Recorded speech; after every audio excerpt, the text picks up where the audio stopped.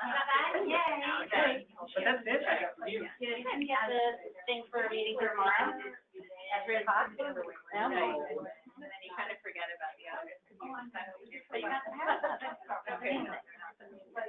Did you have like the last 10 things I sent? Okay. Did you get one from 4 different kinds? Okay, so this is the parasite thing that the kickoff for Greece Stride. So everybody is invited, and they're very welcome to the parasite without almost as fantastic a spread as you do. So, yeah. Okay,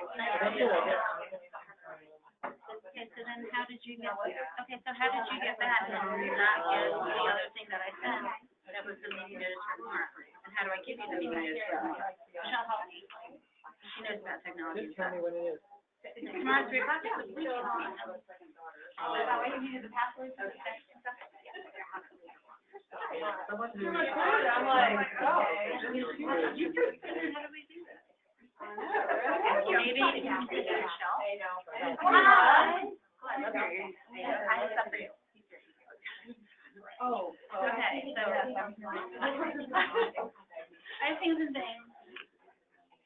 Okay. Okay, so can you know what I sent at like 4:30? Before I had to sit down, did you shut your computer right Oh my God. No, he has We have an issue. We have an issue. Mark has been avoiding me for years. But it doesn't, your stuff doesn't even show up like quarantine or anything like that. I have a couple of emails.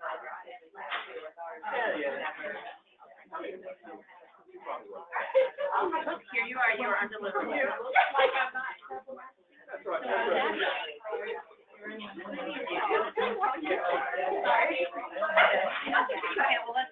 Okay, let's try this.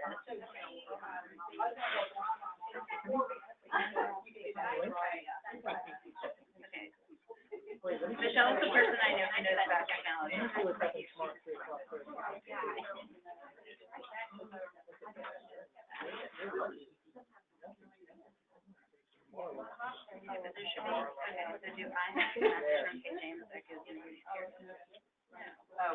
Hi. Plan on meeting tomorrow about? No. Hey, John. Hey, how are you? Good. How you doing? I'm great. Good to see you. Good to see you.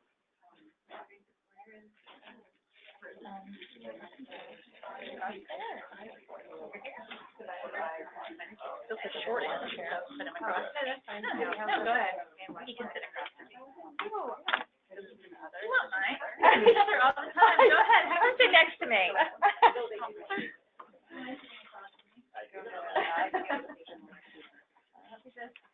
First, you move information.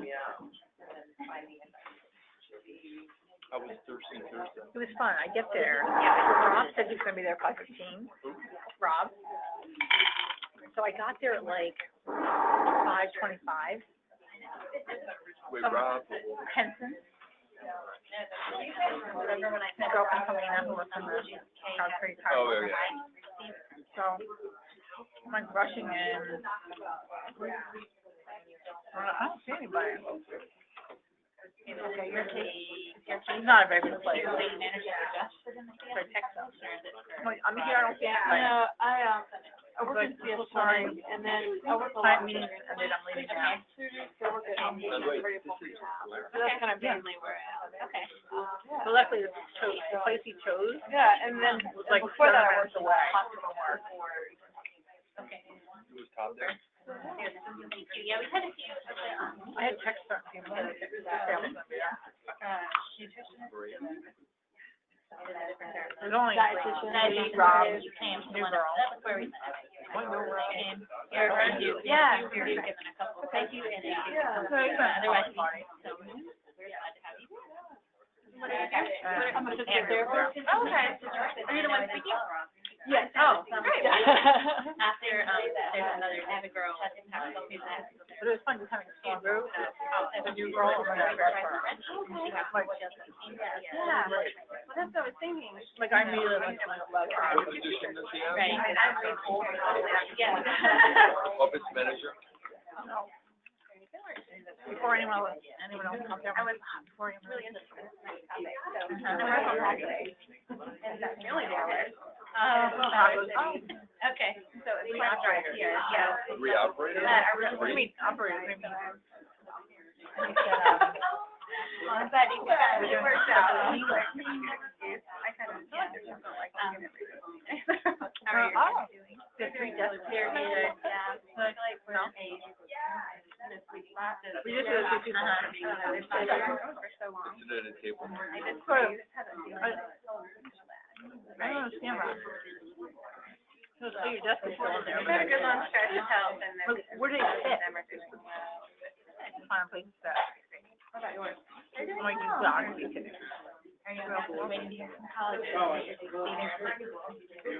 then, Higher Something you ed. would see Maria and you Her can talk first to her choice, about. she went first round because because everyone can see them. Oh, that's not I can see who. So then, they actually provided jobs on the college this year. And being the first. That's like I was sure that. Yeah, that's. So, A lot of people that I was texting said they had the time and they're going to dinner. so you could be, but we're in the next step, we're going to, My our older daughter. Yeah, I was not fine. I used to watch sophomore, but she is, You get some fancy Chinese Edinburgh, restaurant on there. I probably should have there, gone with you. 2 years ago, because, that was I'm something. gonna feel so bad. Oh, She don't had- bother. I mean, I didn't want to go. Yeah, because my baby's 37 right now, so the thought of like, letting them come there, we can fly.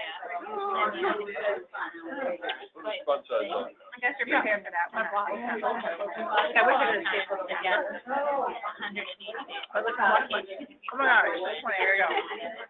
She had one full carry-on with regular oral, one her best, and another carry-on. And I'm hard, she's done a lot of nebulizing. Our other daughter did this in her older age. So she had custom for flying her second flight every day. They scanned individually all I just came 170 from- files. I was out with some former coworkers, so I was very. Oh, okay. So, but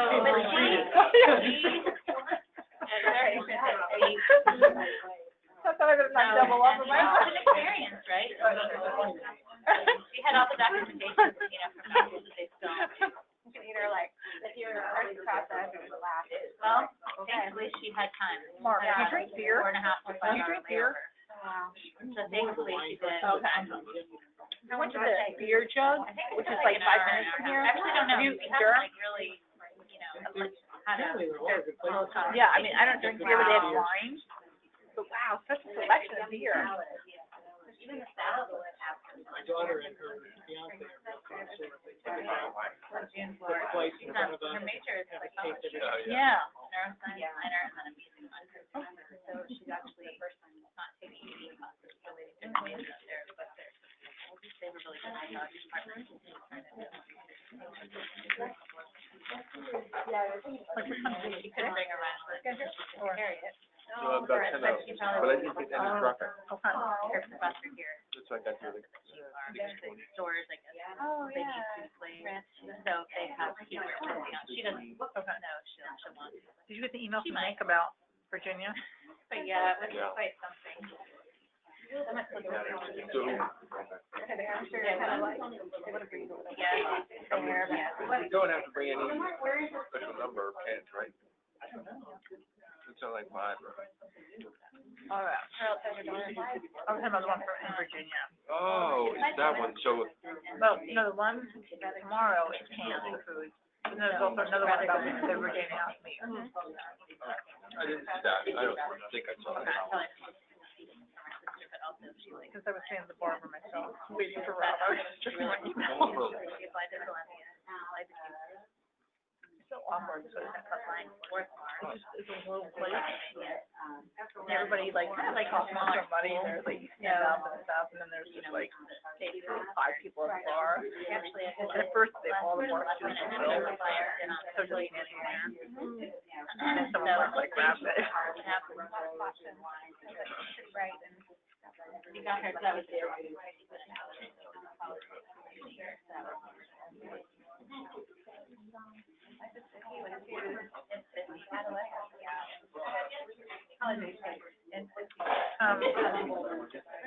Nancy Lee.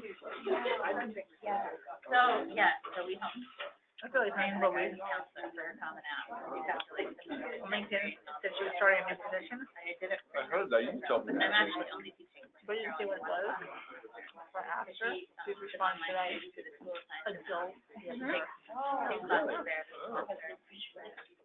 In, the main office. Oh, no. Lady, So then I listened to her back to LinkedIn saying, so I don't do anything for that, and then she takes does that mean our angel will have you when she becomes an Yeah. adult?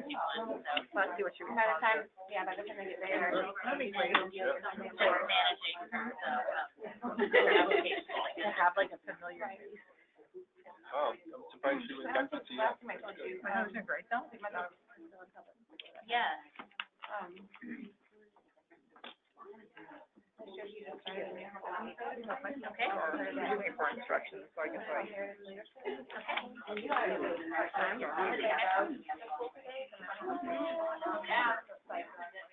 Part private, part. So, it's been,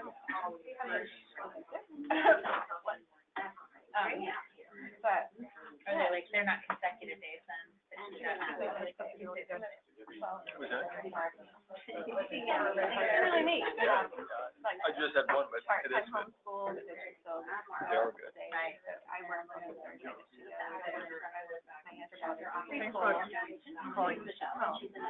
Right. whatever, trend lights or whatever they're called. I spoke to the same guy you did. I don't develop it. That's not what it's supposed to be. That's who you directed to. I know, but I mean, last night, that's not who I spoke to. But today you spoke to him. Well, I mean, it's all. Oh, I thought you did. No. But emailing her. I know. Do you speak English or no? Yeah. Okay. And then you got you got it? But it's not like it was Right. Oh, and you don't. But you said that's five, that where you have to go there. I said, hold on a minute. You know, I said, through your company, and I gave one reason why. So we tried to push them up to that, to Best Buy and also to and finally, we got some,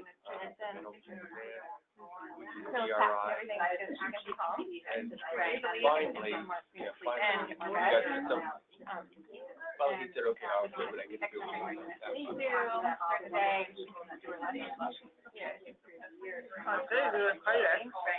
But you just need to make sure that doesn't happen. no, I know, but it won't because I canceled my debit card. They won't have a debit card. I thought you said very good. They won't let me convert it again. Are you kidding? So we have to. Yep. Remember you guys go through that? And you're a nurse, is that right? Remember you, recently, Yeah, that's right. I remember why. Yeah. I'm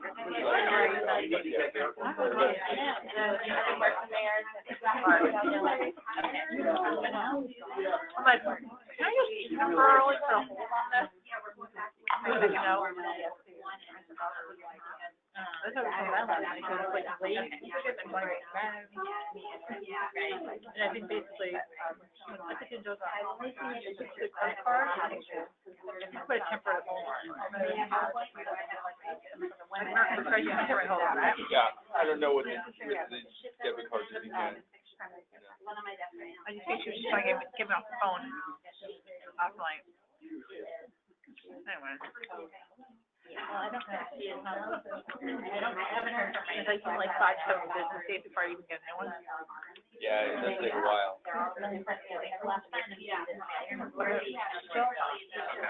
You make cash up in your little jar there? Why? Just didn't cancel my credit card, my debit card. You have a credit card? I'm like, that doesn't give me cash. So you can get cash with debit. With a credit card? I don't know if it did, the amount they would charge you on interest?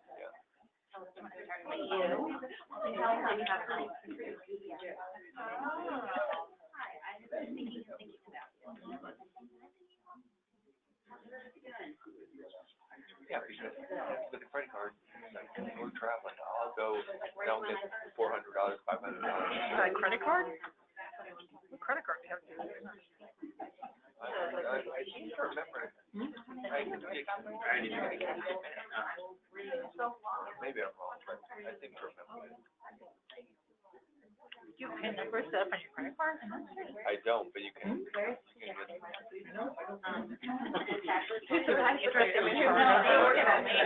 Oh.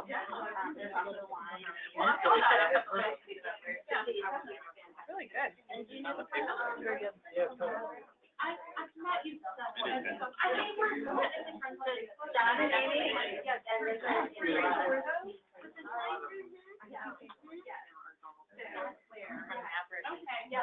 Which barbecue? the light is colored one. Carolina, I think. Yeah, but I had to go back along with it. I got it. I chose the one on,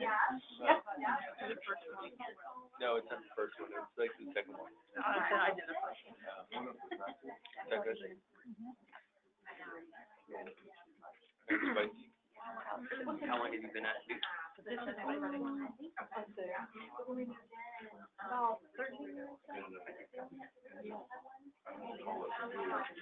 I started working in the hospital.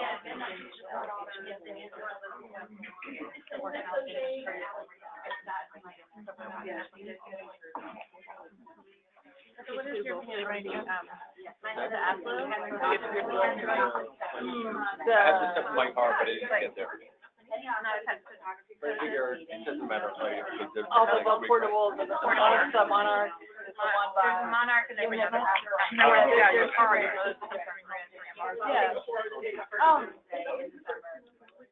So, I've heard different things. I've had a couple of patients that absolutely love it. For them, I think the fact that they're doing it versus potentially being non-compliant, being compliant with it is really beneficial. It's so new that there's not enough research out there in terms of effectiveness. And then some of my small, like, they had a pretty small frame female, and she said it's just kind of a different vibration to get used to, and it's heavy, so I think the fact, you're not supposed to, but she's not up and, like, doing the dishes, and, like, I think for her, the weight of it, still getting used to it, that she's still hanging out. And I'm on her. But it's, she has. She's 17. I want to introduce tonight's speaker. But she's not, like, gardening. Oh, yeah. You're not gardening. Right? starting Marlo. Well, first I want to thank the host for this delicious meal and space. So, Mark and Christy, thank you so much for hosting. And then we have two phenomenal speakers tonight. We have first Brooke Guthrie, and she's a student at High Point University. She's a junior, part-time physical therapy technician, personal trainer at High Point, and she also happens to have CS. And we also have Rebecca Byrd here, who's going to speak second, and she's at Duke University, and she's in the Cardiopulmonary Rehabilitation, and she's a physical therapist. Been there for 13 years. So I'm going to turn it over to Brooke. Thank you all for coming.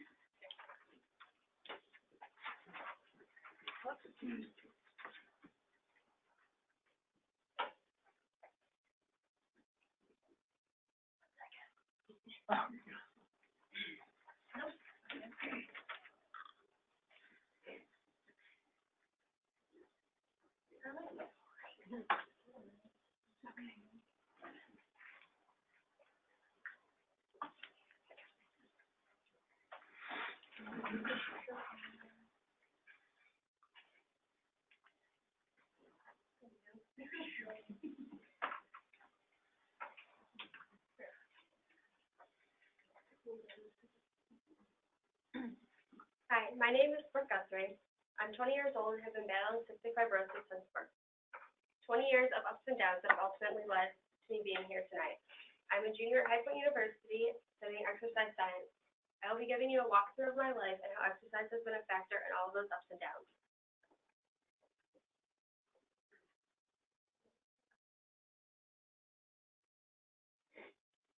I have always had an active lifestyle for as long as I can remember, participating in literally any sport I was able to through my hometown recreation center and school. This included basketball, figure skating, cheerleading, dance, and soccer. Outside of organized sports, I took an interest in being outside, riding my bike, and going on nature walks. This type of on-the-go active life as a little kid allowed me to easily transfer that activity level into my teenage years. In high school, I quit all of the activities to focus on soccer. Playing 3 years of varsity soccer with an average of 2 games, 5 practices, and countless miles ran every week was most likely the reason for my steady health during my teen years. My lung function remained extremely high, and my weight was relatively low for a girl my age, but never negatively impacted my CF. The overall trend through high school was a steady state of health, which was way more than I could ask for. While acknowledging the impact soccer had on my health is noteworthy, looking back, this experience shaped me for what was to come. I'm going to share a quick story that I still hold in the back of my mind and use as motivation every day. We were to run a timed 2-mile run at every so many soccer practices, and as you can imagine, that's a lot to ask from CF lungs. Soccer was good for me because it was a lot of short sprints back and forth with tiny breaks in between, so I was able to catch my breath. Long distance, on the other hand, had always been one of my weaknesses. So I often used my weak and injured ankle as my excuse when my lungs started to quit on me during a long run. One day, the response from my coach to this excuse was, if you can't finish the 2 miles, then you can't play. This was harsh, but I appreciate it now. Today, I don't quit when I'm tired or out of breath. I stop when I'm done. The biggest lesson I learned from my childhood that I apply to my health and exercise to this day is determination, resilience, and persistence. The next step in my journey was college. You will hear from just about everyone that college is, in general, a difficult adjustment. To take all of the changes that going away to school brings, now add chronic illness symptoms, 2 hours of one therapy, and endless amounts of medication. And yeah, it is hard. The biggest issue I faced when I didn't see it as an issue at the time, but I'll get to that later, was that I actually thought I was invincible. I had never had any real lung functions other than little flare-ups that could easily be contained by 2 weeks of oral antibiotics. I had never had an extremely hard time keeping up with others physically and was always at a steady weight. I actually thought my CF was no big deal and was of no real concern. I had kept to my meds, but not on a regular schedule. I was eating anything my campus had to offer with no thought of what I was putting into my body, and was completing very minimal exercise. I was doing things to check the boxes, but my health was so far from my first priority. The summer after my freshman year, I moved back home and had nothing better to do, so I got a gym membership and spent as much free time as I could there. I am proud of this because it was the first time I realized I actually loved working out. Weight training has had a special place in my heart since that summer, as I found it as a mental refuge and physical obstacle. It was a new challenge, a learning experience, and time to focus on myself. I knew I had been slacking while I was at school, so I used this time to make up for it. The problem was, I wasn't training with a purpose. Once again, I was checking off the boxes, but not really doing anything to benefit my CF. I look back at the pictures shown here and feel proud of myself for stepping outside of my comfort zone and trying to learn, but disappointed that I still didn't take my CF seriously. This takes me to October 2017, my 3rd semester at school. I had completely lost sight of my wellness. I had noticed my weight decreasing as my clothes were suddenly too big. I had been so exhausted from just going to my morning classes that I would go back to my dorm and sleep the days away. I was struggling to breathe just walking across campus. I ignored every single sign that my body was giving me. Until one morning, my alarm went off and I tried to get out of bed, only to realize I couldn't move without excruciating pain.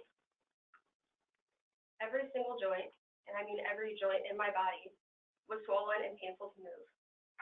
But I was so hard-headed that I was determined to not let this interfere with my day, so I had my boyfriend help me get ready for class.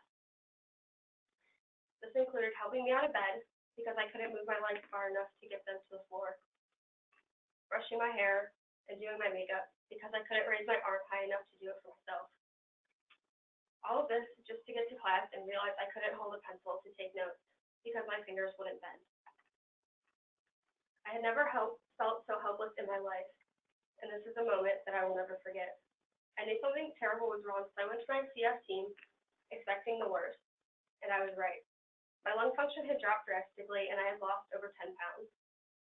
I now know that this joint pain and inflammation is my body's last cry for help when overcome with a lung infection. I sat in the doctor's office listening to all the possible ways to deal with this. My options were IV antibiotics and a hospital stay. This was a hard thing to hear because I had never had IVs or been hospitalized. I was utterly horrified, to say the least. I had done this to my body, and in my opinion, I was the only one that could fix it. I made a deal with my team that I would have 2 weeks to do it my way, and if my health was still too low, I would be admitted. I went on oral antibiotics and got to work. I spent hours and hours doing research on exercise regimens and airway clearance. Those short 2 weeks changed my life. Remember when I said I thought I was invincible to CF? Today, I'm stronger because of this. Thankfully, the story gets a happy ending and put me on a road to a happier and healthier life. I think it's important to remind myself, everyone that has followed me and will follow me in the future, is that when I started this journey and got back in the gym to fight my lung infection, I could barely walk on the treadmill for 5 minutes.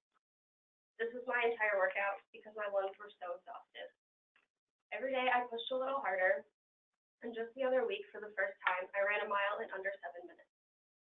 This was huge, because if you take a step back to my soccer story, our goal was 7 minutes per mile, and I quit every time because I knew I wouldn't make it. Cystic fibrosis awareness has always been a big part of my life, but along with a lot of other things, I had lost sight of it. I knew that to keep myself committed to this new lifestyle, I needed something larger than myself to give me a reason to keep showing up.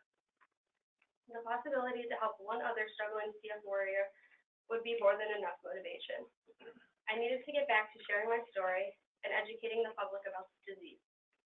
Little did I know that this longing for meaning would set me on a path that changed my entire meaning of life.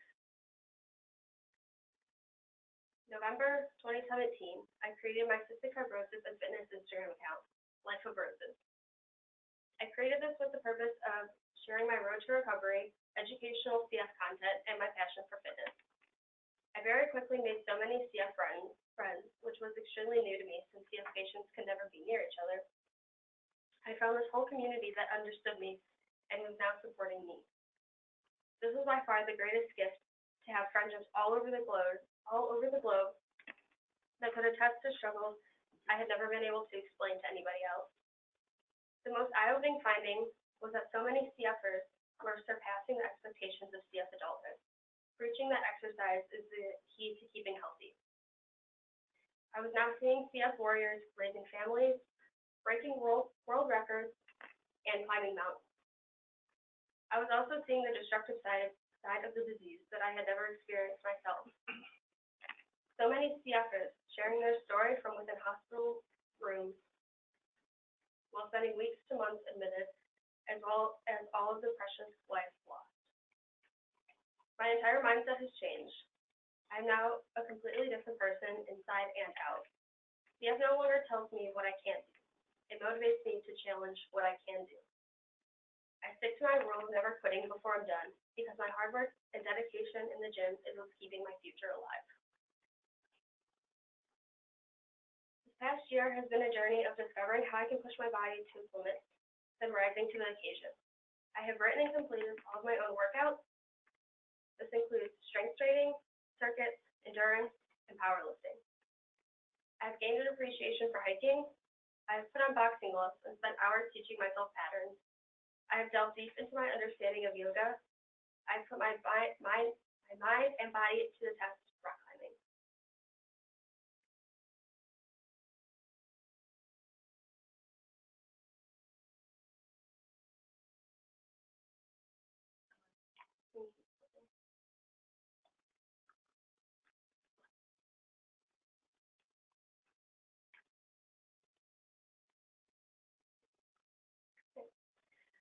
This journey has been anything but easy, and I am grateful for that. I pushed my body, and it supported me. It accepted anything that I threw at it, and that gives me hope. Hope to fulfill all my goals and plans in the future that was never promised to me. Today, my health is my very first priority. My second priority is not surviving, but truly living. I have a set routine of medication, exercise, and diet, but after that's taken care of, I just want to be happy and explore everything life has to offer. I am so honored to have been able to use my social media platform to begin contributing to the community on a larger scale. I was contacted by a board member of the Cystic Fibrosis Foundation in Austria to contribute a project of my choice to a website that they had started that serves as a collection of life hacks for CF warriors. I knew I wanted to submit an exercise guide, but I wanted to make sure every CFer would feel confident in their ability to complete the exercises. I filmed and compiled easy circuits that have endless possibilities. The goal was to provide easy-to-follow instructions of exercises that can be completed with minimal equipment and from the comfort of a home. In the past couple of months, I've also had the opportunity to work with my brother, Brandon, who also has CF. He has started his own graphic design company and decided to take a role in CF awareness with his new platform. Creating still breathing apparel, we teamed up to spread the word on social media and raise money for the foundation. Most recently, my fitness journey and motivations were featured on Hope Fitness Gear's website. This was right up my alley as they are a resistance band company that sponsors chronic illness fighters. I never would have guessed that simply taking care of my health and practicing my passion for exercise would lead to such a light in my life. I told myself I would be happy if sharing my story inspired just one person to commit to taking better care of their body. The conversations I have had and the stories that I have had the pleasure of hearing have surpassed my expectations of this journey. Life of Roses is something I'm truly thankful for and very excited to see all the ways I can use it to change the face of CF. Cystic fibrosis is not a disease, illness, or disadvantage. It is a lifestyle.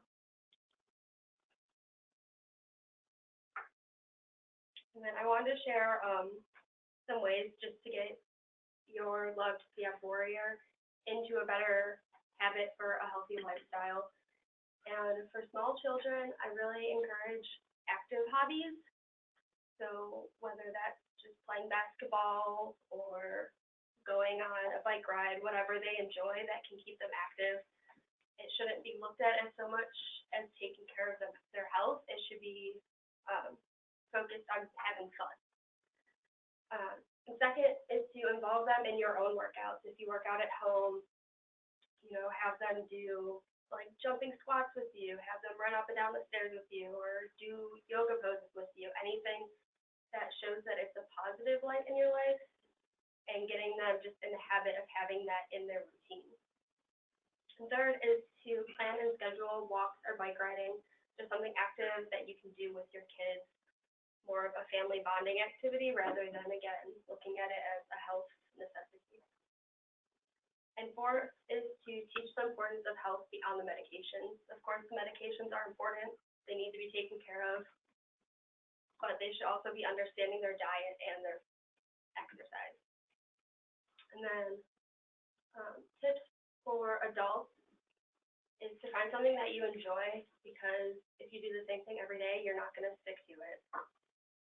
Is to create a schedule and plan rewards for accomplishing goals, which is to have a schedule to keep you on track, and the rewards is so that you keep showing up. Practice discipline because motivation comes and goes. Surround yourself with people that know and understand your disease. Know your limitations, and be safe, but don't let them stop you.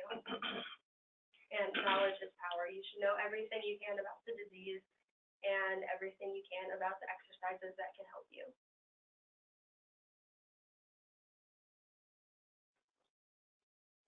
And then I'll introduce Rebecca Byrd if she wants to add anything, or if you guys have any questions for either of us, we'd be happy to answer them.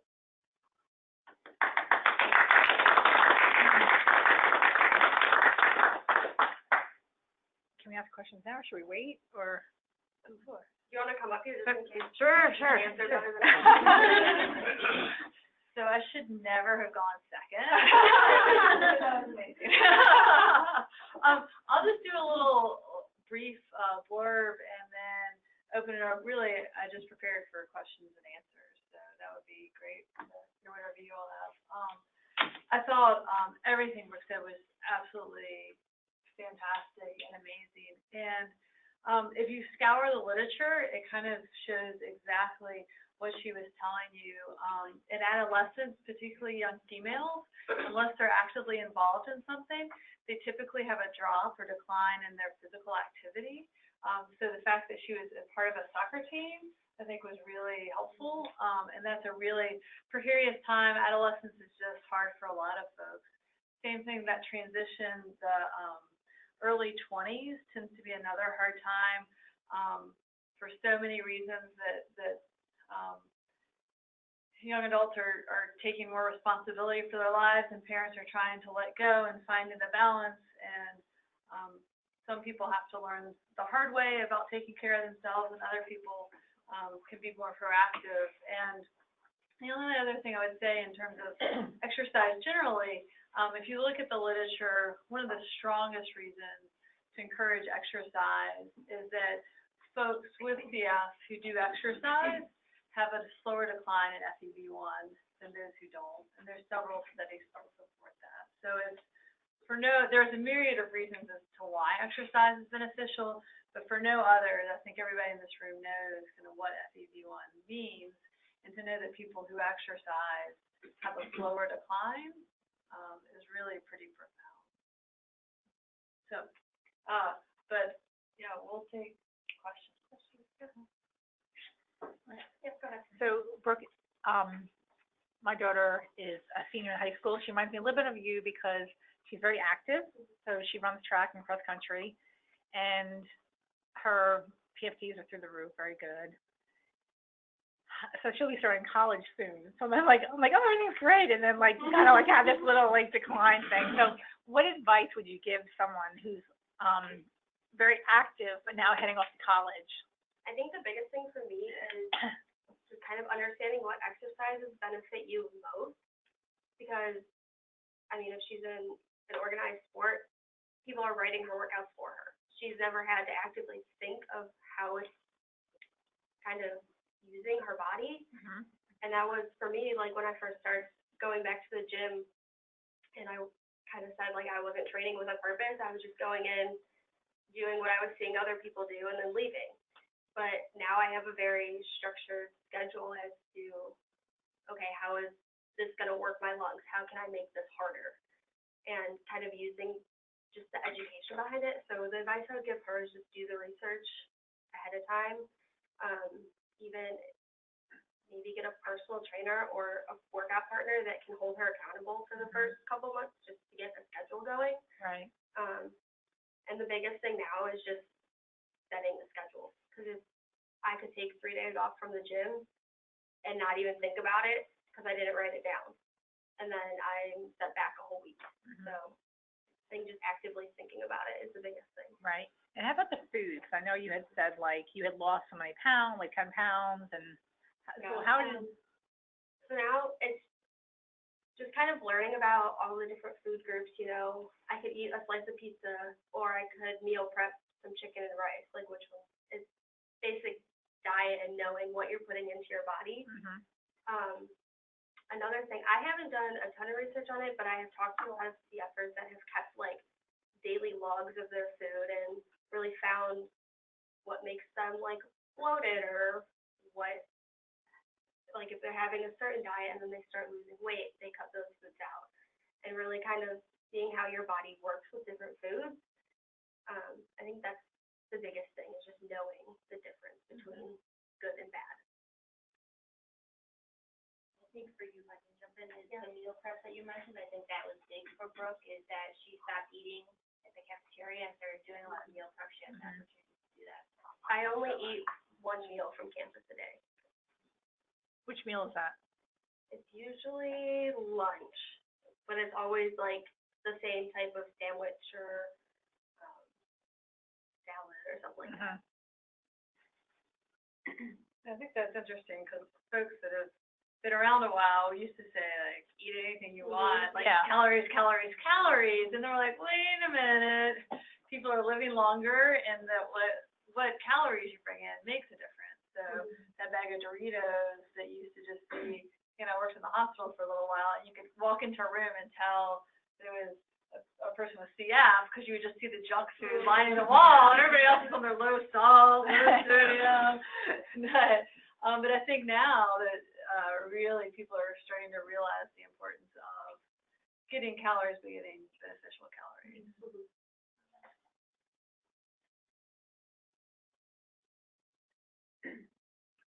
Did you ever have to go into the hospital in 2017 when you took those 2 weeks and you said, I'll do this on my own, and if not, then I'll go to the hospital? No. I still to this day have never been admitted or on IV. Wow. I'm trying to keep that going.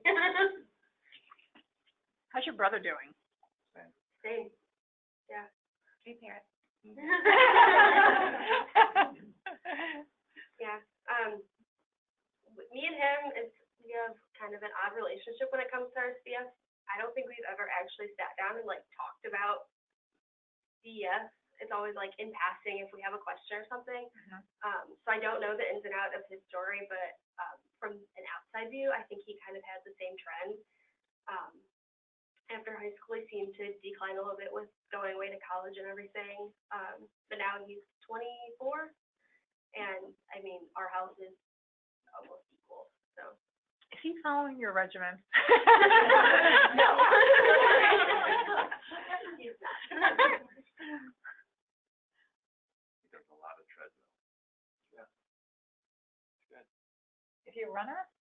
No. But he has to. Yeah. Now, what do you, besides working out, are you playing any sports? I do not play any sports right now. So. The major reason for that was I had a knee injury my junior year of high school, so I'm still kind of a little timid about that. But I never really took a liking to college sports, so no. You're a personal trainer, though, right? Yep. I just started personal training at our rack at High Point, and then I'm planning on getting my actual certification this summer.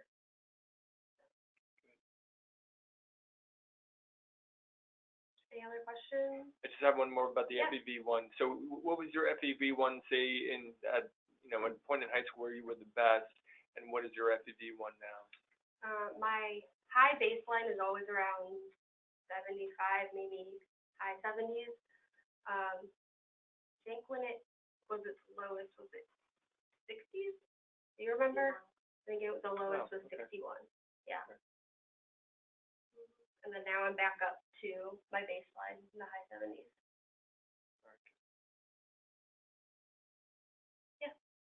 How did you, I have a daughter who's 8.5, and also a 7-12 that who doesn't have CF, but I've seen kind of with school and sports and everything, what was a normal day like for you, getting those 2 hours of breathing treatments in and kind of getting that into your schedule and routine and being, willing and compliant and being willing to do that?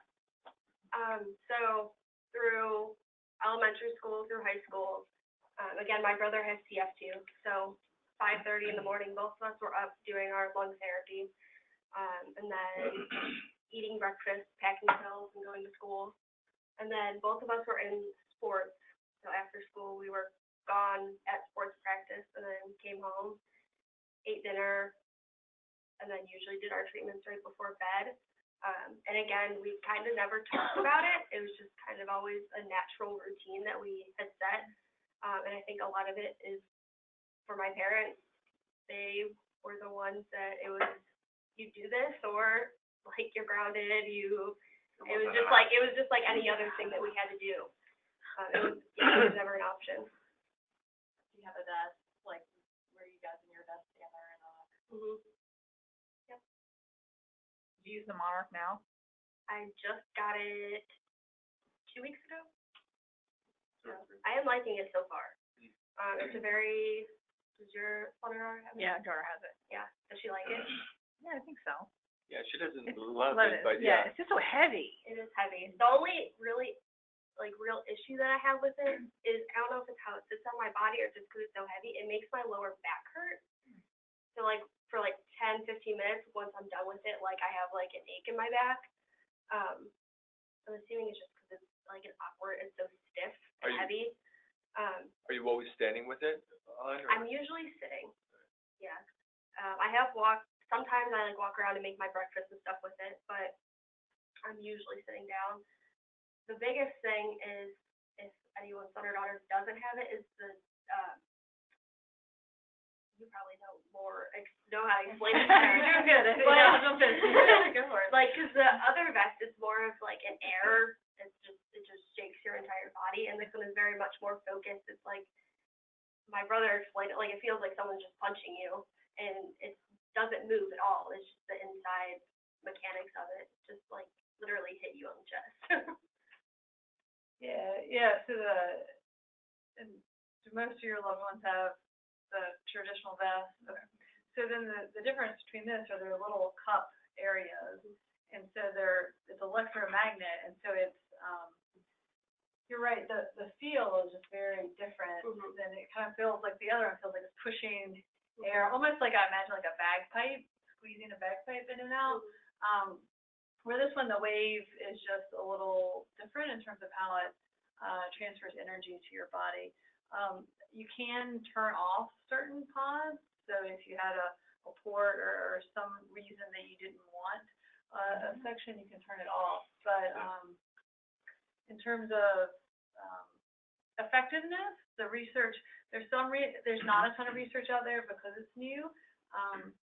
Some says it's effective, maybe not quite as effective as a traditional vest, and in my mind, a lot of it's compliance. So a lot of people are like, I can't be tied up, I want to be able to get up and move, and so somebody that goes from not doing something to doing it, well, even if it's not as effective, but it's still effective, then it's beneficial.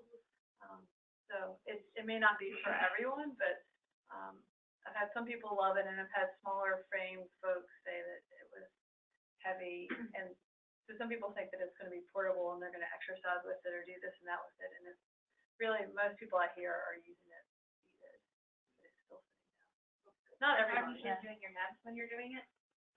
I usually do my nubs before, but you can't, like, yeah, you can. But Yeah, our daughter does it, the nubs with the vest. Right, yeah. So that's, yeah, so I guess you're still connected to the wall. Connected We to don't have the aflo, we don't have the marks, but I'm assuming it's very similar. Yeah, I think the only difference is, I think the aflo is still the air, does it still like fill up with air? I think that's the only difference, it's a different type of percussion, yeah. Well, it does the different percussions too, it has. Oh, does it? It has 3 different levels, Oh, okay, so it changes throughout. Gotcha. But the biggest thing is very quiet. yeah, so it's the monarch and it's great. The television does not have to be on 8. I was wondering, I was asking her about it because I have 2 children, and a 7-year-old and a 3-year-old, both sleep up, and they usually do their best together. But I was wondering, we were thinking about getting one of those for the 7-year-old. We're going to be traveling this summer, and I was wondering if it's easier to transport. And I didn't know if that young, if it's so comfortable. How old is she? Dylan is 13, he's had his for a year and a half, but that's not his main, therapy. He still uses the traditional one. He uses that because he does these sports, so we'll use that in the car, or when we go on trips. That's what we were that one. interested in getting for, so, yeah, okay. But she's young though, I don't know. Yeah, I don't know much about the aflo. I was told that the monarch, I have a small frame 8.5-year-old, and because it would be great to be able to do the concentrated different sections for her, but they were like, it would just be too heavy. She, it would just be miserable. Is the aflo still heavy? Oh yeah. It's the battery. It's the battery. Okay. I met a girl here last time we had this, and I think her 5-year-old is doing the aflo. I don't know if the aflo is the first one out or not, because I don't know. I'm not sure. So my question to you is, how did you, as a teenager, stay positive? I think a big thing for me was all my friends knew that I had CS, and they all, I mean, I literally would have friends come over and sit with me while I did my treatments. Like, I would be texted and be like, yeah, I'm doing my treatments, and then like my best friend Gabby would just show up at the door, be like, okay, I'm gonna like sit with you. And I think being open about it and not trying to hide how you're feeling or hide that you even have CF is a big thing.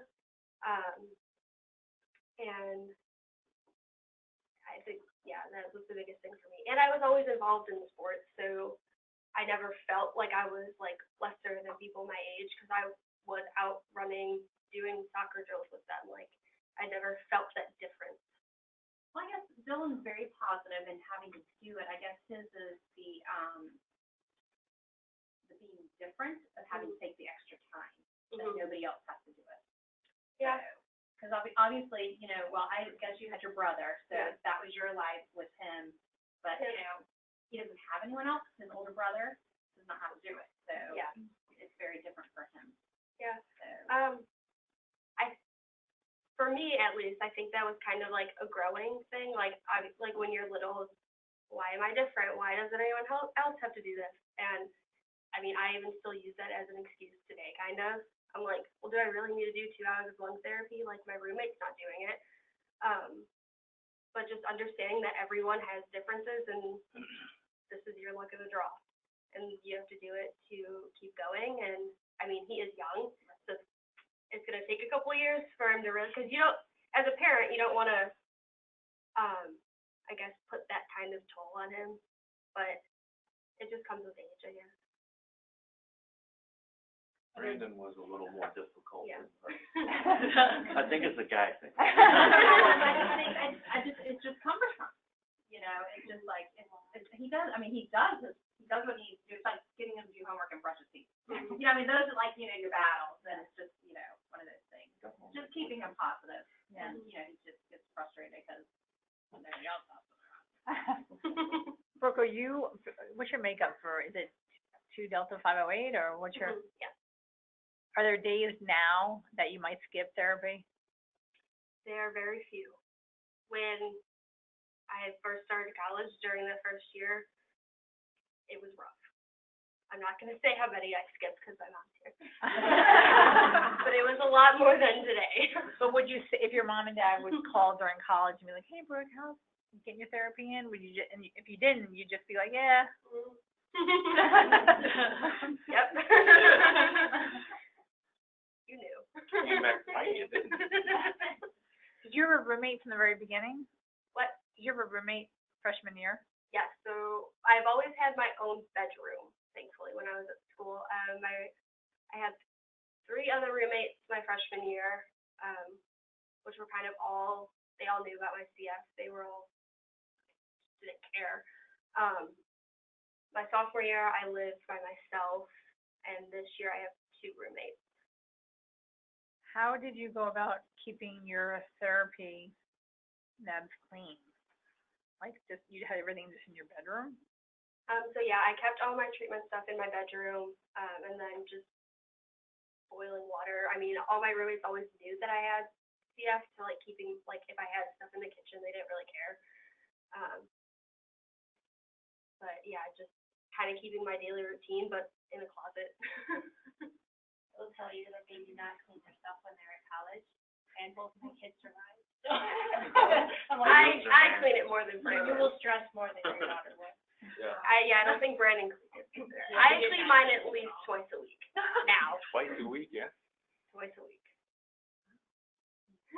Okay, wait a minute. Yeah. Hold on. Are you hearing this? Going back in the clinic? One of the things that you didn't mention that you and Brandon both did in high school, I think they might enjoy hearing kids at that age. Activity. Both of you were in band. Oh yeah, we were. Yep. Played the trombone. It was like a PFT for a half hour. And Brandon played trumpet. Yeah. Those you can break down and get in hot water too, cleaner. Yeah. Make sure they're clean. Every weekend I did that. Did you pick college based on, like, closer to your care center, or did that kind of play into your So Or being me, close to the daycare center? kind of, yes, kind of no. We are actually from Cleveland, Ohio, so we were at Rainbow Babies and Children's until I graduated high school. And then we had kind of made it as a family decision that we were going to move to North Carolina when I went away for school. And the reason for moving to where we did was because there's UNC and Duke right there that have CF centers. So I never really took it into account when picking schools. I applied to colleges all over North Carolina, but definitely, I mean, North Carolina is a hub for CF center, so yes and no. And for Brandon, we kind of said, we gave him like a 2-hour window, like you can go to school 2 hours away, so And also from the care center side is we see both things. We see, folks that go away to college and then maybe far away and still are part of our care center and still use us as their main. They may be out in California and we're still their care center. We also have people transfer care. So say they're going to California, they would transfer to a center and we just facilitate that process.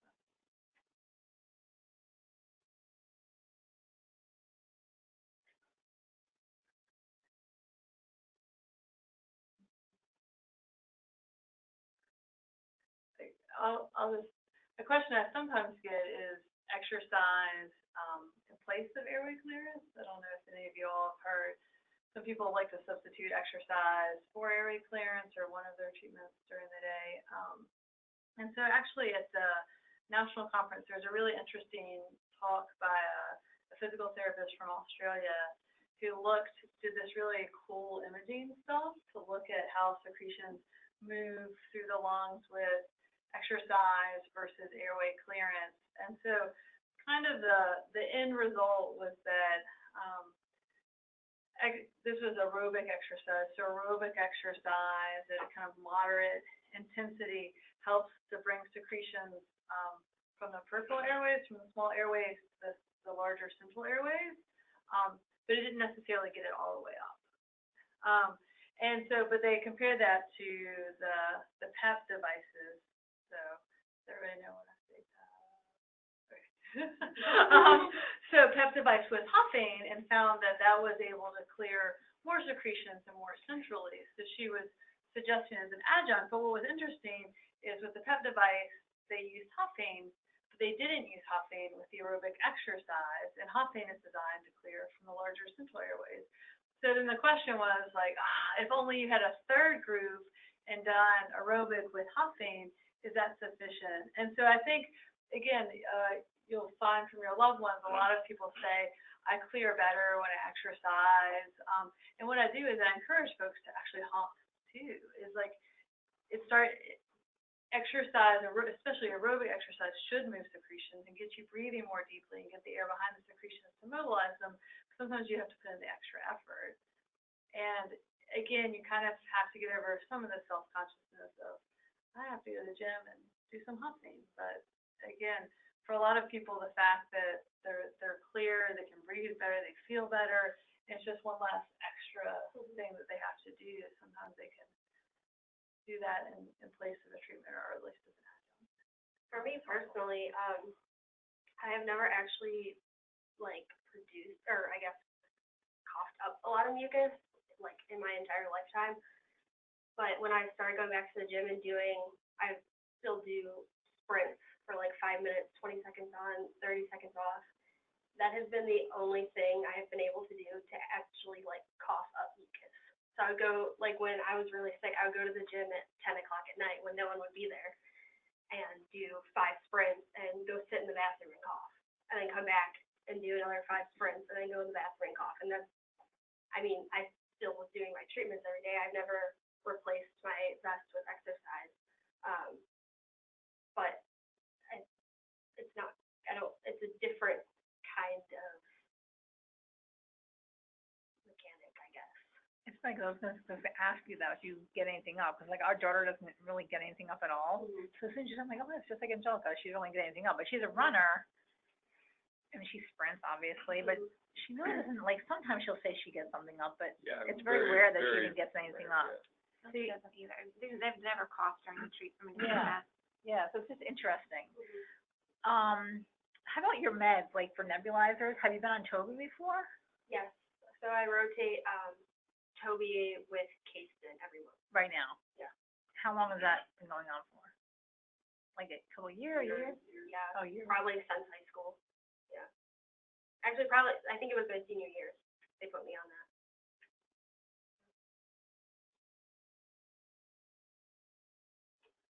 The other medication that usually helps me bring stuff up is the hypertonic saline. That's the only one that actually makes me like cough and produce mucus. I have a question. My 7-year-old, we are an active family, and she's really involved in dance. And then they just dance in the living room all the time, and she's really like gets winded and sweat and stick her head in the freezer because she gets such a workout from it.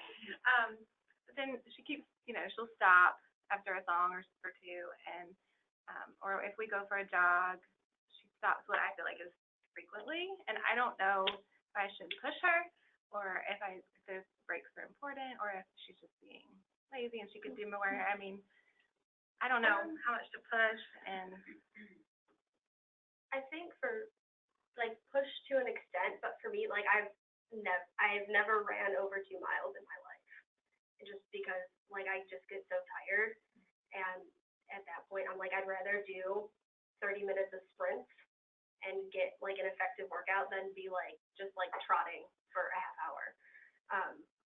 like I noticed that like school they did like the little fun run thing, Yeah. and, she stopped so much more than her peers and just kept stopping to take a water break. I'm like, keep going, like, it's a little race. Like, this is your first experience with this. Keep going. Just that I don't know if she actually needs that or if she's just feeling like, oh, this is hard work. I'm gonna stop. But I think you can probably attest more to that, how much to push younger kids. Yeah, it can be tricky, it can be hard, and in part you'll see how, as an adult, we'll ask, like, what's your work rate, like on a 0 to 10 scale, I'll give you a number, and you can kind of figure out, based on how tiring it feels and how short of breath they are, kind of when to push and when to lay off. Signs I would see for a kid, like, what is the work of breathing? Are you seeing them kicking a lot of accessory muscles? Are the shoulders really coming up and using a lot of the neck muscles? Like, that would be an indication that they're working really hard to breathe. Can she talk to you still? And she's like, yeah, I am tired. I can't keep going. Like, you could probably keep going. Like if they can't get out 3 words at a time, then it's a high intensity exercise for them. So whether you feel like you're going really slowly, but if they can't talk to you or get a few words out, then it's a really high intensity exercise for them. And as Brooke was mentioning earlier, if when she kind of got sick and she went back and she could only do 5 minutes on the treadmill, and now she works up that she can do a mile or a mile and a half or 2, it's one of those things that if you do it consistently, what you would see is that every day she's running at recess, or you're doing some running at home, that she would be able to go a little bit further, a little bit longer before needing those breaks. It's just like all of us build endurance. It's just she may be at a different level than her peers, or her peers don't even have to think about it. She has to be, if you think about a sedentary adult that's going to start an exercise program, you don't start with 30 minutes of jogging, right? So you kind of start and then build that up gradually. Yeah. But when you were playing soccer and your coach was, you were about to give up on that running, and he's like, if you quit, you're not playing the game. Were you like, but you said like I was that, very mad. but you were like, oh, that's the best lesson, blah, blah. But did he know you at SEA?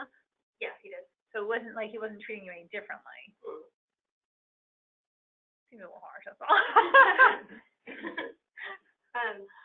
That was kind of his personality, though, and he did treat every other player like that. So, right. Like, it wasn't that I didn't expect him to say something. Yeah. But to me, like, kind of knowing, like, I really like was struggling to breathe, but I was like, no, my ankle hurts, like I need to stop. And then him to say that to me, and I was like, kind of just like taken back. I was like, what? So like now looking back, like I shouldn't have made the excuse. It was my fault, not his. So.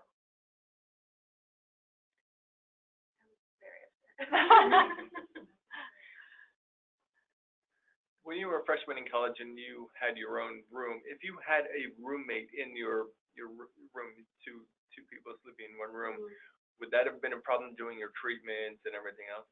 I think that biggest issue would be the sound, like me like not wanting to disturb them, because even when we did have separate rooms, I had one of my walls was the living room, and then one of my walls was the other girl's bedroom, and every day I would be like, oh, did you hear my treatments last night?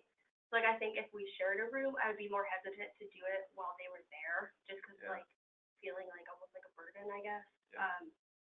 But I think it also really depends on your roommate's personality, because all my roommates were super like accepting. Like when we first met over the summer before I went to school, I just told them, I was like, yeah, I have CF, like I'm probably gonna keep some of my meds in the kitchen, just so you know. And they just like they weren't fazed by it. They were just like, okay, cool.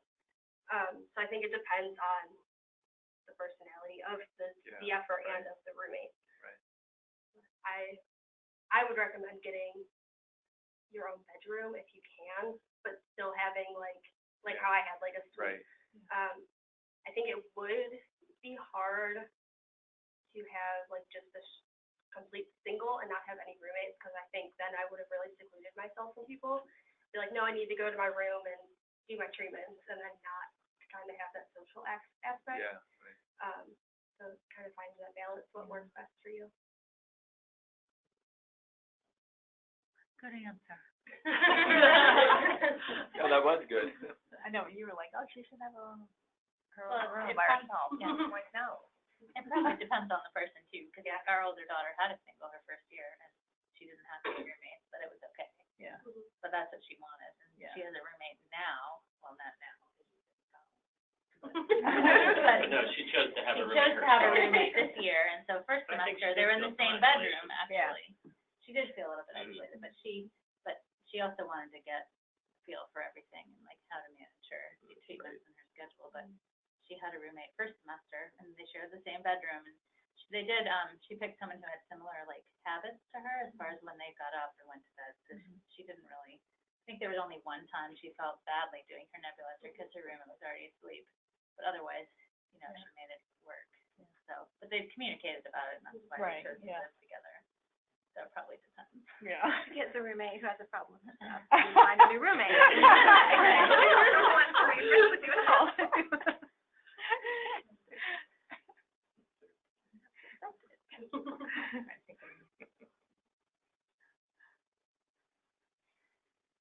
Do you and your brother share the same organisms? Like if you ever cultured anything? You know what I mean? I started Pseudomonas earlier than she did. Like she didn't show Pseudomonas probably for 4 or 5 years after she started culturing it. And normally they would never stick together or right after each other. But we also like kept all their treatment stuff separate, and they weren't close enough in age to always be playing together and stuff when they were little, so they, not that they didn't like each other, but they he had his stuff and I had mine. My girls are just completely different. I'm sure they want to be together all the time, and my 3-year-old is crying. I mean, at night wants to sleep with her sister, and it's just a really hard. I don't know how to manage that. It's hard. We They're had together. our I mean, they do share. their treatments together. Oh yeah, you're a good. We had our share bedroom. They wanted to share bedroom too, and they never seemed to share the same organisms. They still haven't. I mean, they both have pneumonia, but otherwise they both had serious infections that the other one didn't get. But we did try to, as soon as we really didn't want them sharing bedrooms. So as soon as she kind of jumped on, as soon as they said maybe not, we kind of said okay. But they did. I've tried to keep them apart, but now the 3-year-old is just so afraid to sleep by herself, and I'm finally just okay. Y'all both healthy, and as long as no one's sick, then I don't think we'll just let you. But I'm still torn if that's the right thing to do or not. I think we were more concerned with them growing up, not so much about them getting sick from each other. It was when we would had to go someplace as a family function, and explain to people, sorry, we can't come because you guys have the flu. Yeah. So you don't understand what that's gonna do to the Right. kids. So, getting over that was squashed early, but, I mean, they lived, it's not like they were in a bubble. I mean, we all shared the same house, Yeah. they were both in the same bathroom and, Share everything yeah, with the so house, yeah. I don't see They where kiss that would each really other be an all issue. over. Like, The only Yeah, thing they let 'em gave eat. each other that I know of was chicken pox. oh.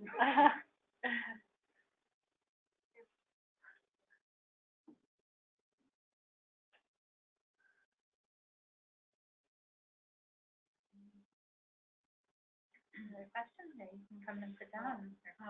So your mom shared your, Instagram, and my 14-year-old follows you. So she's a good fan.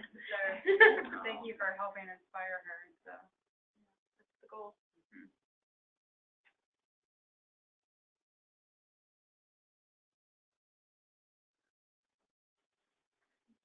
Very much.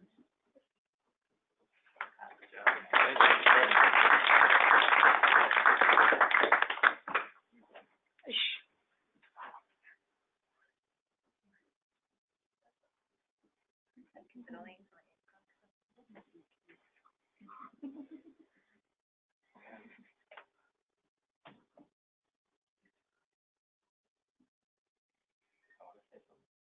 I thought you were gonna say something. I was just trying to think of, like, for the cystic fibrosis versus the exercise, is it possible, because clearly you're very mentally tough, resilient, lots of perseverance, and is it possible is it because of the CF, or is it the exercise, or a combination? I think it's a combination. Because I think, Right. What did your mom say? she said it's What's that? very. Well, I mentioned that too, I didn't want to go that direction. Privately afterwards, clearly your parents had it as a job, but, No, I do think it's a combination, because I think if I didn't have CF, I wouldn't, enjoy exercise the way that I do now. I actually think I would find it very boring, because, I go into the gym, and I'm like, all right, how can we cough today? And that's how I plan my workouts. And I think if I didn't exercise, I still wouldn't take my CF seriously. I think if I hadn't had those 2 weeks where I was in the gym 24/7, I probably would have ended up in the hospital, and none of this would have ever happened. Right. Yeah, there's no class in the world where if I'm waking up and I can't move my joints, I'm thinking, I'm not going to class. Yeah. That's just me.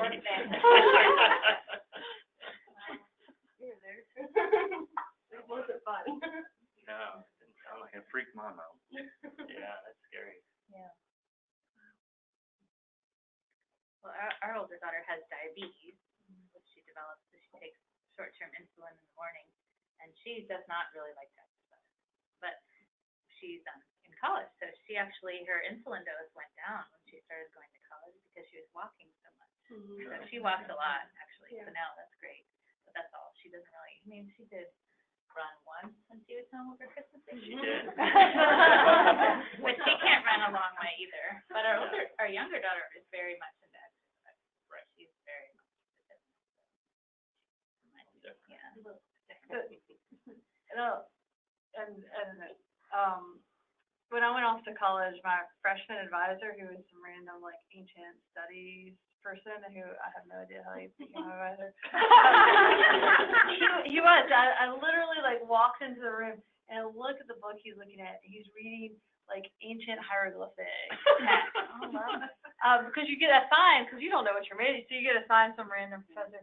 So the first thing he told me, he's like, you should take a PE class. I'm like, and it was really, because I was a kind of a rule follower, so if I had it scheduled, I would go to it, right? So my class I was going to it, and the fact that I scheduled a PE class meant that I showed up. So I took tennis, and I took cardio kickboxing, I tried all these different things, and because it was a class, and it didn't help me graduate or not, or it was just, it was like a half credit, but it was built into my schedule. So it sounds like a lot of you are at the precipice of your kids going to college, or they're in college.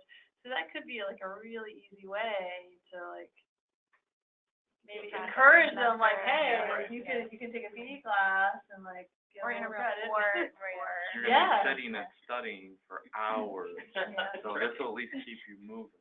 Totally, and I would go. I mean, not that I didn't like exercise, but without CF, I found the transition was different. I played organized sports all my life.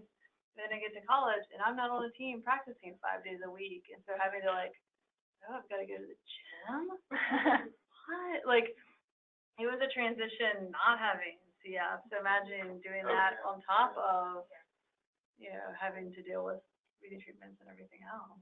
I like what you said, how like you do it with a purpose. I mean, you have, like, that's a huge motivator. It's not just like, it's a healthy thing to do, to exercise. We should all eat healthy and exercise. And like, that's hard to really be motivated to do that. Like, if you have CF and like that's a required part of your treatment plan, like, I mean, I think, at least that's what, I've already started talking to the gym with Kelsey this week. And, I mean, at 7, I'm just trying to explain to her why. I was talking to her about what this meeting is about, and just how we have to find ways for her to be active every day and why it's important. She's like, okay, when we get to the gym, I'm going to do 10 minutes. I'm going to do 100 jumping jacks. And so I think, like, maybe just, I like that mindset of, like, this is just, you have a purpose for going to the gym and working out, and once you get into it, like, I think going to college, and then even worse when you're out of college and you don't have that structured opportunity to take PE or to be involved and have access to a gym, I think would be even harder to stay active. Yeah. And then as a mom, what happens then? Like, I don't exercise if I had CF. Then you exercise with your kids. Yeah. Baby squat. I totally did squats as a little infant. I've got 2 kids. I'm like trying to get back into it. I'm 7 years. Don't go with Brooke. You hate us not being able to move. Brooke, do you have diabetes or no? I do not. Kind of a physio question. So my daughter has had a few instances, like on the tennis court or running and PE, with sudden shortness of breath. So she'll, and she only did albuterol with therapy. She didn't have it, at tennis. But the day that she called me out of breath, now she takes it with her to school. I don't know if that's really like a fast-acting thing to do, or what's suddenly causing that. Maybe it would be worse going in and at your next appointment and bringing that up. I mean, because some people have an asthmatic component as well, so not everyone does, but some people do, and so you do have an asthmatic component. That fast-acting bronchodilator could make the difference. That's kind of, you think, without seeing her, it's hard to Right, say, but it's hard to say. I mean, sounds,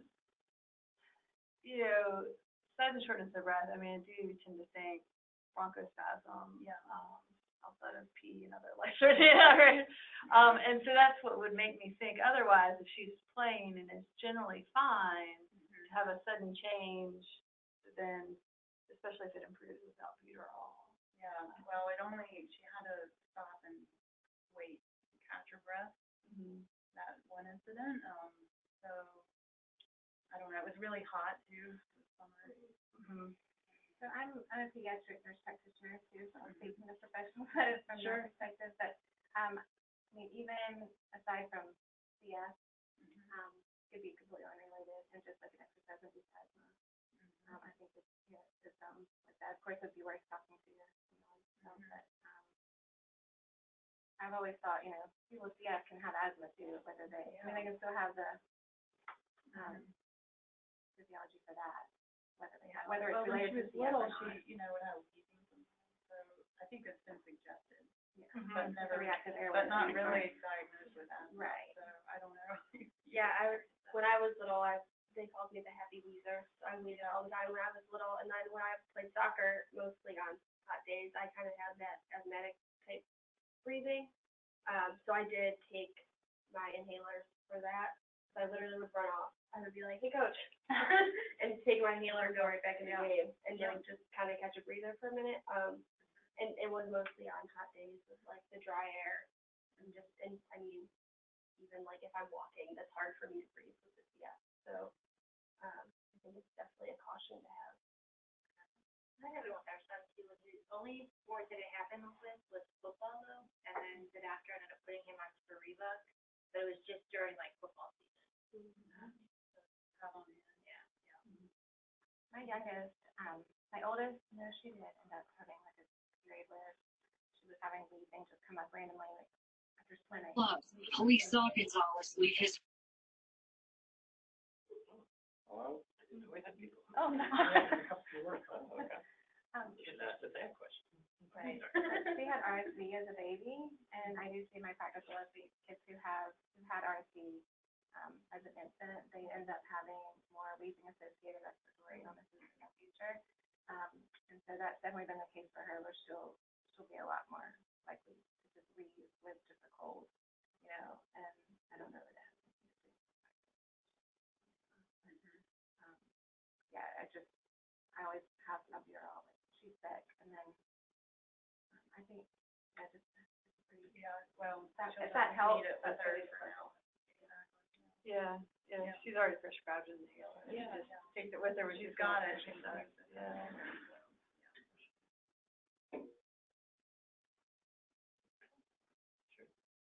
For anyone listening, are there any questions? Sorry, we didn't ask earlier. No? Okay. Go ahead. Do you use any apps or anything to track, like you talked about your like cooking for yourself? When I first started, when I was really sick, I was tracking calories just to make sure I was getting over 3,000, to make sure I was getting that weight back. But I have not tracked anything since then. And the only time I really track exercise, I do have an Apple Watch that I use sometimes to track like heart rate and stuff, and just I keep a log of all the days that I exercise. And I used to keep track of like actually write down like all my exercises to make sure I was like increasing reps every workout or increasing the weight or whatever. But it's more like intuitive now.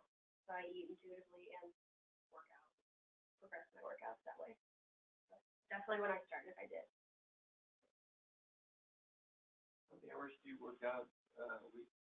I usually do 1 hour per day on average, 7 days a week. typically. I usually do 3 weeks straight, so 7 days a week, and then take 3 or 4 days of break, and then start back up. Do you think that working out helps you feel hungrier? Yeah. So you eat more? Yeah. She eats all the time. Yeah. I mean, I eat like at least 8 times a day. Yeah. I'll usually have 3 big meals, and then I snack all the time. Awesome. So what are some like food recommendations that are good choices? The one thing that is kind of huge for me now, I would have never eaten this, was oatmeal. I eat it, well, I haven't eaten it since I've been home, but when I'm at school, that's the first thing that I eat in the morning. I make a protein shake and oatmeal with like fruit or something, just to start my day. And then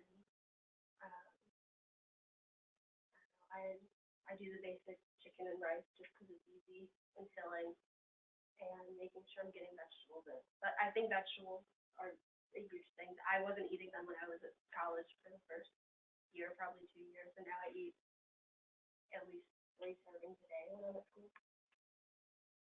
Do you see a nutritionist? Are you seeing at UNC or at Duke? Duke. Do you have a nutritionist there? I've only talked to her once. We just switched those, I mean. Yeah, well, yeah, but I've never been, Like we you never eat really it, you're followed, like- yeah, even at Rainbow. Another thing that you're eating a lot of now are like the protein pancakes, that would be good for those kids too. Kodiak. Yeah. Really good. What brand is it? It's Kodiak. Protein pancake mix or waffle mix. And we can make like a bunch of the waffles and then just pop them in the freezer and take them out. They're really high in calories.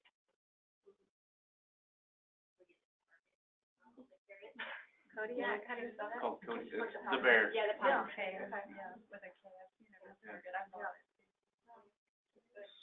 Yeah, I eat that probably every day too. So you have more of a high protein versus a high fat junkie diet. Healthy. I use more avocados and I don't know if I would say she eats a lot of She can eat a half gallon of ice cream with no problem. Bill will eat meat, so he gets protein. Don't Yeah. eat a vegetable. Yeah. Hard-boiled eggs. Yeah, eggs. The question about weight is I often get that in clinic, like you want me to exercise more and I'm already low in weight, and I find for the most part, folks don't tend to, if they up their exercise, their weight doesn't tend to drop, because I think it does increase appetite. But I think you do have to be aware. Yeah. I've gotten that question a lot, on my Instagram account, like people message me, like, how are you doing this workout and not losing weight? And big thing is making sure, I mean, CFers are supposed to get 3,000 calories regardless on average. If I exercise, I'm immediately eating something afterwards to make sure I'm making up for what I just did. And incorporating strength training, because as much as running and cardio is good for your lungs, so is strength training. So a huge thing that I post a lot of them on my page for people to follow is circuits, because you're getting up that high intensity, but you're also building muscle. So whereas going and running 3 miles, you're going to be burning fat. The circuits, you're not going to be burning as much fat, and you're going to be using the muscle. I think that's a big thing. It comes again with just training with a purpose and knowing what you're doing to your body when you're doing it. With weight training to tack onto that, I mean, you're using your lungs hard. Because you've got to feed that oxygen to your muscles versus like doing cardio is a constant. There is, in terms of literature, I mean, interval training or these circuit high intensity interval training has gotten a lot of play recently. Somewhat trendy, but it's also really popular in the CF world just for that reason, is because you can get cardio and strength training combined together. And so, you know, the idea is that you do something for a short period of time, and then you either do something very low or a full rest and then come back to it. So it's very different than if you go and you do 6 reps or 8 reps and then you like hang out and chat at a cooler, versus going from one thing to another and getting that deep breathing and the aerobic component in there. And then you don't even necessarily need a lot of weight. You can certainly do it with heavy weights, but a lot of people will just do body weight circuits, or they'll do squats or jumping jacks or push-ups, and then have a little rest in between and kind of get them combined. So it's a nice time saver. Like, do I do cardio or do I do strength? Well, that's a way you can kind of do both. But they have different benefits for sure in strength and cardio. The food thing, we have one thing that lives on our counter, and I don't get paid for this, but Magic Bullet. Oh, yeah. Magic Bullet is awesome. If kids don't like vegetables, it's a great way to hide them. Yeah. They go right in the eggs. We want to Did you ever have Magic? Like a blender. Oh, the bullet. Yeah. Yeah. That thing gets used daily.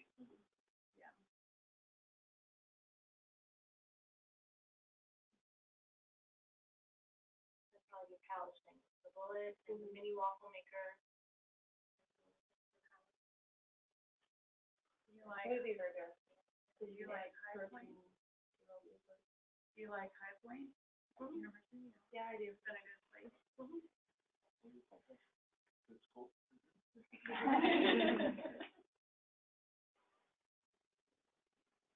Beautiful campus.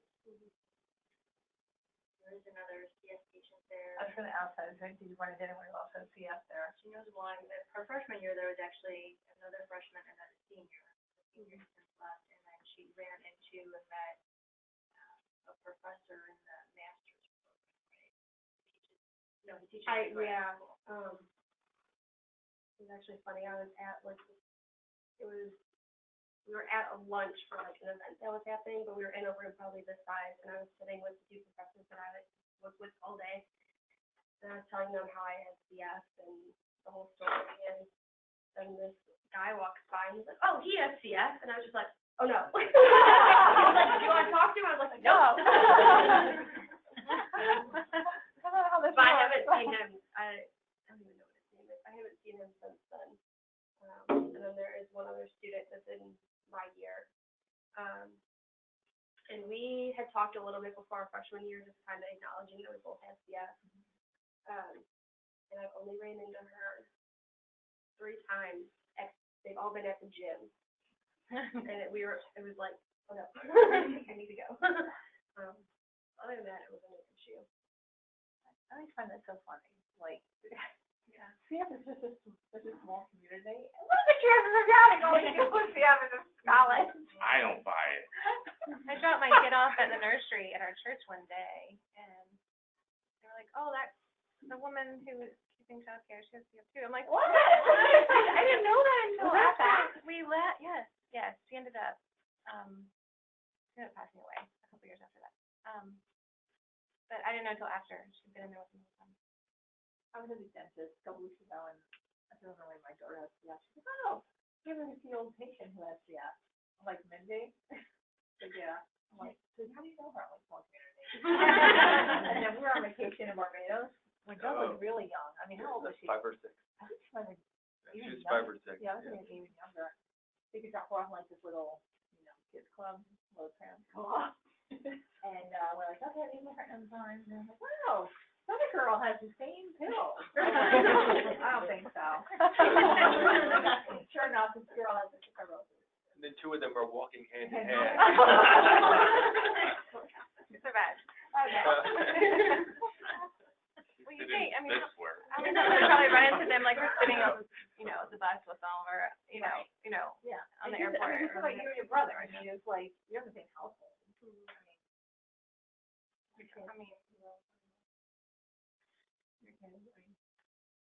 I don't buy that it's 30,000 people. It's gotta be way more than that. Everybody 'Cause we knows. run- My childhood best friend has CF, and now she's like our neighbor. Yeah. I'm like, how, now your daughter's Yeah. childhood best friend has CF. Like, what? Both of you. Yeah. It does feel different.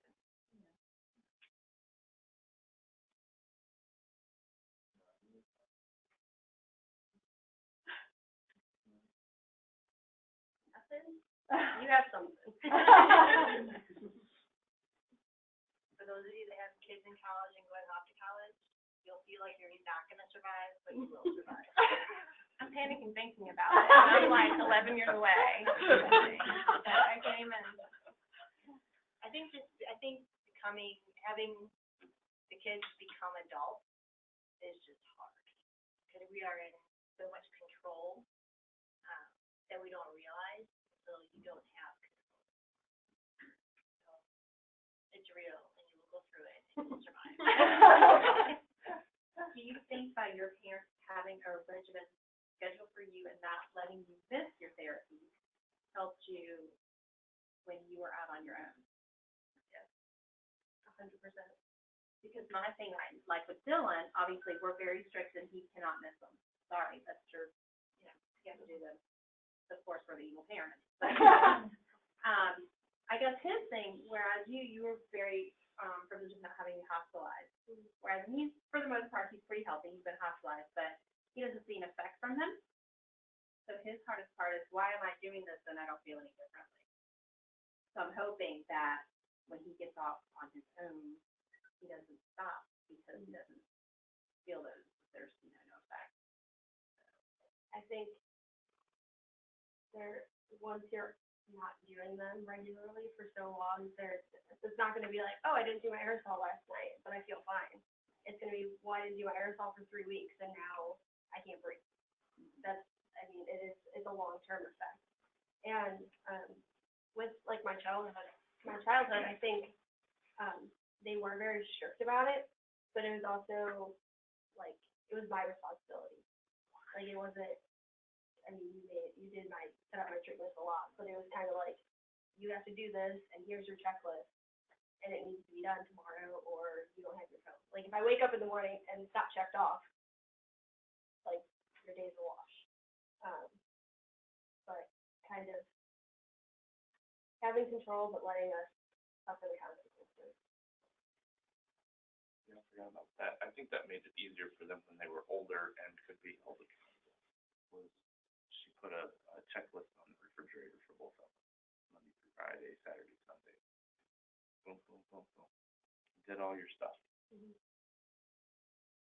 When they were little, we ran the show. Right. But, you start letting go a little bit. But still, like you said, you didn't lose your phone very often. When you were in high school, were you, it sounds like your parents were helping, but were you responsible for cleaning all your nebs? No, my mom did most of the cleaning. That's where I didn't let them have control, and I probably should have. Maybe they would have cleaned more in college if I did. Mike, you listening to her? We had stations on both sides because we had, the big double sink, and Brooke had a side and Brandon had a side. Yeah. And they had a place where they put their dirties in, and then once everything got cleaned, it went in the clean bowl. It was just our system. But we did all the Yeah. boiling and all that. Right. Did you get the lobby? Now we have Yeah, the we have lobby. it, thank get it. God. Yeah, and it's much better. I was like, I can't believe Oh my you God. don't I'm have like, that I when you know. commented on that Yeah. picture. Because Yeah, Mike was like like, I'm gonna life-changing. do it, and I was like, listen, you freaking got me this information. I'm like, Amazon, order it, no. The best purchase we've ever made. Okay. Kelsey can load it up herself. Yeah, that's what I was just thinking. 'Cause, like, right now, Mike spoils her and does, like, Well, all the cleaning and stuff, but UNC says, like, only during the week, only, yeah, for the most part during the week. okay. I know, but she's in high school, that's not in high school yet. Will be next year, I know, but like, for 4 years, like, Maybe I get it right now. UNC is saying, like, if you keep doing that, when you go off to college, you'll be like, oh my God, I gotta do this now. But if you start them, like, you should have started a long time ago, it's no big deal because she's used to doing it. Because you kind of get spoiled, like, having someone else do it. It's like, it takes a lot of time. You just don't really even recognize that it's needed. Like, you don't factor in that time or even know, like, that it's kind of part of your daily regimen. Yeah. Well, the water's great because, I mean, I don't deal with that stuff and I sit and do it. Yeah. But Oh my it's gosh. okay that it dries everything. Yeah, it dries everything. Yeah. Done. 2 hours, or an hour and a half. You said it and forgot that, and then after. Kelsey will do it. I mean, I've taught her how to wash it, and then she runs it like a snowman. And she's happy to help with that. I don't, just like washing dishes, she's always done it. Occasionally, she kind of introduce it to her. Like,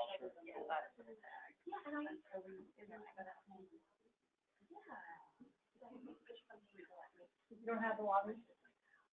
Hey, you gotta get the water. Are you still boiling? Or what are you doing? Yeah. Yeah, in college, I was making, actually, yeah, Bobby is I boiled them twice a week. I usually do the one on Amazon. You know what it is? Amazon. Yeah, you just put it, I mean, but it Yeah. cleans, It really is good. yeah, it's like an hour and a half. Push Yeah. the button and it's done an hour and a half later. The baby dishwasher. You could just order within an after.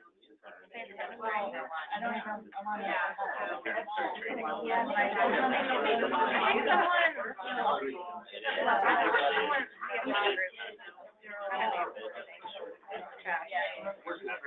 I think I'm never know tired of going back. Yeah, I mean, the lobby, I'm like, and